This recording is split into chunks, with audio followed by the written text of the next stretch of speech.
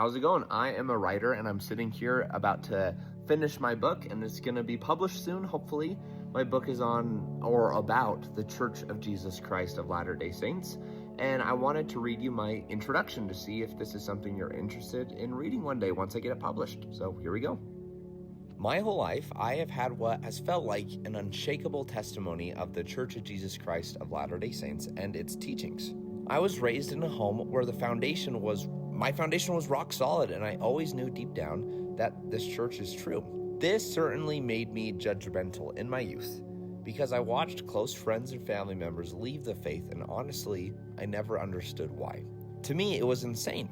How could anyone walk away from something so perfect? The restored Church of Jesus Christ established by his prophet Joseph Smith? Why didn't that click for everyone? But when I got older, I grew a foot or two, and I did all the things I was supposed to do. I served a mission, went to school, married an amazing woman, and started my career. But as I got older, and the more I started to understand the gravity of the spiritual problems that people face. I never expected to struggle with faith.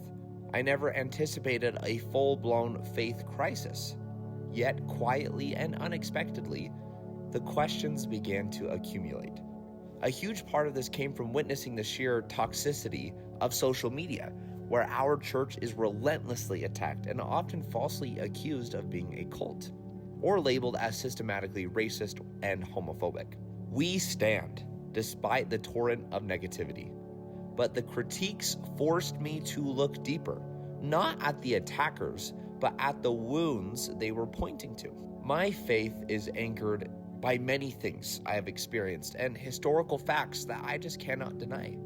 The power of the Book of Mormon, the staggering loyalty of the pioneers, so many of these examples point that the church is true. And going through my own faith crisis only deepened my conviction. My crisis of faith ultimately made me realize that the church is not perfect, or more importantly, the people in it are not. This realization is the core argument of my book. We need to define the tension that holds our arch together. First is the kerygma, the perfect doctrine. This is the core divine gospel message, the atonement of Jesus Christ, the plan of salvation, the reality of revelation. This part of our church is flawless and perfect.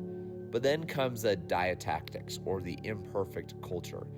This is the execution of the gospel by human beings. The policies, the cultural judgments, the flawed historical understanding, and the unkind words spoken from the pews. Most people leave the church not because they suddenly realize the Book of Mormon is false. They leave because they have